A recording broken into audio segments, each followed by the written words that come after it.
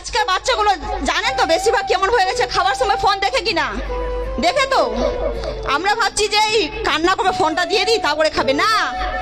আপনারা যদি ফোন একটু চলান কম, আপনার বাচ্চা যখনই কান্না করবে খাওয়ার সময় আপনার সাথে নাটক করে খান, আপনিও খান আপনার বাচ্চাকেও খাওয়ান, সময় দিন বাচ্চাটাকে। ফোন দিয়ে দিলাম, আপনি কাজে চলে গেলেন, ও ফোন দেখে দেখে এভাবে ফোনের প্রতি ওর বেশি প্রভাবটা পড়ে যায়, খাবার প্রতি না। এভাবে এটা অভ্যাস হয়ে যায়, জানেন তো কোনো জিনিস অভ্যাস হয়ে গেলে সেটা থেকে দূর যাওয়া কিন্তু খুব কঠিন। তাহলে আপনারা খাবার সময় আপনাদের বাচ্চাদেরকে ফোন দেবেন না, আপনারা একটু বসুন, ওকে নাটকের মাধ্যমে খাওয়ান, হাসির মাধ্যমে খাওয়ান। খাওয়া দাওয়ার পর আপনারা ওকে খেলা করে তারপরে ওকে ঘুমাই দেন। ঘুমাবেন না তো একটু খেলা করেন, তবুও ঘুমানোর অভ্যাস করেন। কোনো একটা জিনিস যদি অভ্যাস হয়ে যায়, আপনারা ভালো জিনিস অভ্যাস করাবেন না, খারাপ জিনিস করাবেন। ফোন যে খারাপ, ফোনটাই অভ্যাস করাবেন। আপনারা মাইন্ডে একটা কথা রাখবেন যে আমি তাড়াতাড়ি রান্না করে, রাত্রে রান্নাটা তাড়াতাড়ি করে যেন আমি আমার বাচ্চার কাছে বসতে পারি। আমি বলছি না যে আপনারা পড়াশোনা করুন না করুন, বসুন আগে। মা হোক বাবা হোক, যার কাছে সময় থাকবে, এটা নয় যে শুধু মায়ের দায়িত্ব বাবার দায়িত্ব নয়, যার কাছে যখন সময় থাকবে তখন কিন্তু হাজব্যান্ড ওয়াইফের মধ্যে এই কথাটা কিন্তু একটা কন্ট্যাক্ট করে নিতে হবে যে আমার কাছে সময় থাকলে আমি আমার বাচ্চাকে নিয়ে বসবো, আমার কাছে সময় থাকলে আমি আমার বাচ্চাকে নিয়ে বসবো। বসার পর আপনি আপনার বাচ্চাকে শুধু মনে করা দেন, আচ্ছা বাবু তোমার স্কুলে হোমওয়ার্ক দিয়েছে কি? ও তখন মনে পড়বে, হ্যাঁ মা আমাকে তো দিয়েছে, বাবা আমি তো লিখিনি। এই যে আপনি ওকে হেল্পটা করলেন, এই যে সাহায্যটা করলেন, এটা কিন্তু আপনার বাচ্চার সঠিক পথ প্রদর্শন করার রাস্তা। তাহলে এইভাবে প্রতিদিন যদি আপনি মনে করা দেন যে কি আছে কি না, আপনার কিন্তু ও এমনিতেই লিখে নিবে। যা লিখুক, এটা নয় যে ভুল লিখে নিল আপনি মাথাতে মেরে দিলেন, একদম ব্যাড অভ্যাস, এটা একদম হাত তোলা যাবে না। ভুল হয়েছে চেষ্টা তো করুক, যে মানুষটা চেষ্টা করবে না, ওকে আমি কোনো কাজ দিলাম এবং চেষ্টা ছাড়াই বলছে আমার দ্বারা তো হবে না, আমি পারবোই না, চেষ্টা না করে যদি এই কথাটা বলে, এটা হয়তো লজ্জার বিষয়, এটা হয়তো ছোটর বিষয়, কিন্তু আমি চেষ্টা করে ভুল করেছি, এটা কিন্তু আমার কাছে একটা সাফল্য। ব্যর্থ হওয়া কিন্তু এটা নয় যে আমি ব্যর্থ হয়ে গেছি, চেষ্টা করে ব্যর্থ হওয়াই হচ্ছে একটা মাত্র সাফল্য। একদিন ও আমাদের থেকে বড় জায়গায় যাবে, তখন কিন্তু সত্যিকারে বলছি, একজন শিক্ষকের যতটা মন খুশি হবে এই পৃথিবী কারো হবে না। কারণ একজন শিক্ষক বা শিক্ষিকা, আপনাদের পিতামাতারাও কিন্তু খুব খুশি হবেন যে না, শাবনাম ম্যাম তো ঠিকই বলেছিল। প্রত্যেকটা বাচ্চার মধ্যে কোনো না কোনো কিছু প্রতিভা আছে, কোনো না কিছু দক্ষতা আছে, কোনো না কিছু করার ক্ষমতা আছে, কিছু তো আছে। কি আছে আগে আমরা বাচ্চার মধ্যে দেখি তো। আমি আপনাদের বাবা মা আপনাদেরকে নিয়ে এতটা অ্যাক্টিভ হয়নি বলে আপনারা আজকে এই জায়গাতে আছেন। আপনাদের মধ্যে কোনো না কিছু লুকিয়ে ছিল, কিন্তু সময়ের অবস্থা, তখন সময় ঠিক ছিল না, কিন্তু এখন সময় ঠিক আছে। এখন আপনাদের সামনে আমাদের মতো শিক্ষক শিক্ষিকা আছে, আমরা যতটা প্রাণপণ চেষ্টা করব, কিন্তু আপনাদের সাহায্য ছাড়া আমরা কিন্তু শূন্য। আপনাদের সাহায্য আমাদেরকে লাগবে, একাই কিন্তু কোনো কিছু হয় না, সবাইকে মিলেই সব কাজ করতে হবে।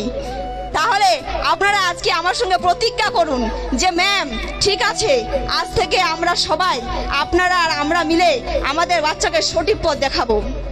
আপনার বাচ্চা কোন ল্যাঙ্গুয়েজে কথা বলছে, ওর নতুন নতুন বন্ধুর সাথে দেখা করছে, কোন বন্ধুর সাথে দেখা করছে, ওই বন্ধুদের ওর ব্যাকগ্রাউন্ড কি আছে।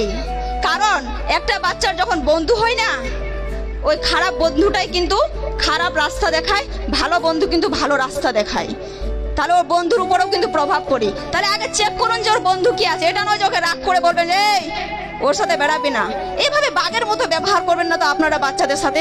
একটা উদাহরণ দিয়ে বোঝাচ্ছি, ঠান্ডা মাথায় আপনাদের বাচ্চাদেরকে বোঝাবেন, বাবা আমি আজকে তোমার জন্য 5টা আম নিয়ে এসেছি, এই 5টা আমের মধ্যে একটা পচা আম আছে, ওই পচা আমে যদি পোকা থাকে তাহলে 5টা আমকে কি পচা করবে কি না?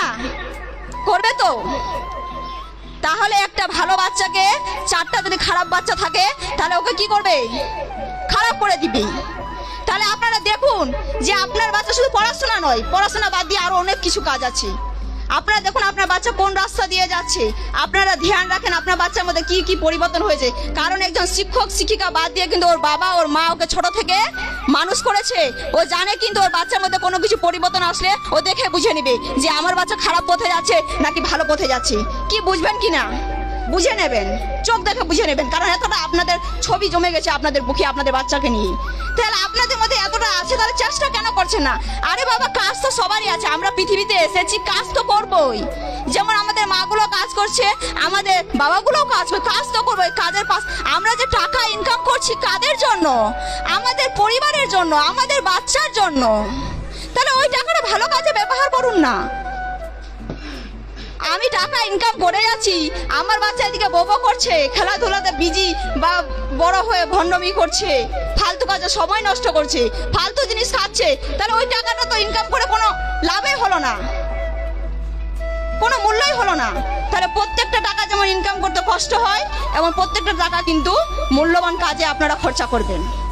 আমি বাবাদের পক্ষ থেকে একটা কথা বলছি, আপনারা কি চাচ্ছেন আপনারা যেমন রোদ্রেতে, যেমন ধরে নাও কারখানাতে কাজ করতে যাচ্ছেন, কেউ ঝাড়ুর কাজ, কেউ রাজমিস্ত্রির কাজ, কেউ আরও অন্যান্য কাজ, বাবাদের পক্ষ থেকে বলছি, কেউ দোকানে কাজ করে, যতই সমস্যা করে, তো আপনারা কি চাচ্ছেন যে আপনার বাচ্চা আপনাদের মতো হোক? আপনারা কি চাচ্ছেন? কি ইয়েস ইয়া নো? আপনারা চাচ্ছেন না বলেই আপনি এত সুন্দর একটা শিক্ষা প্রতিষ্ঠানে দিয়েছেন। কিছু না কিছু তো আপনাদের মনে বড় লক্ষ্য আছে, স্বপ্ন কিন্তু সবসময় বড় রাখতে লাগে, ছোট রাখতে লাগে না। পূরণ হোক ইয়া না হোক, বড় স্বপ্ন রাখুন। তাহলে আপনারা যেহেতু চাচ্ছেন যে আপনার বাচ্চা আপনি যে জায়গাতে আছেন ওই জায়গাতে না গিয়ে একটু বড় জায়গাতে যাক, তাহলে অবশ্যই কিন্তু বিনা পরিশ্রমে কিন্তু কোনো কিছুও পাওয়া যায় না। যায় কি? পরিশ্রম, প্রত্যেকটা কাজের জন্য পরিশ্রম করতে হবে। আপনি অবশ্যই চাচ্ছেন যে আমার বাচ্চা যেন প্রিন্সিপাল স্যারের মতো অফিসে বসে থাকুক, ওর কথা শোনার জন্য অপেক্ষা থাকুক, ওকে যেন সবাই সম্মান করুক। টাকা উপার্জন করা বড় ব্যাপার না, সম্মান করাটাই বড় ব্যাপার।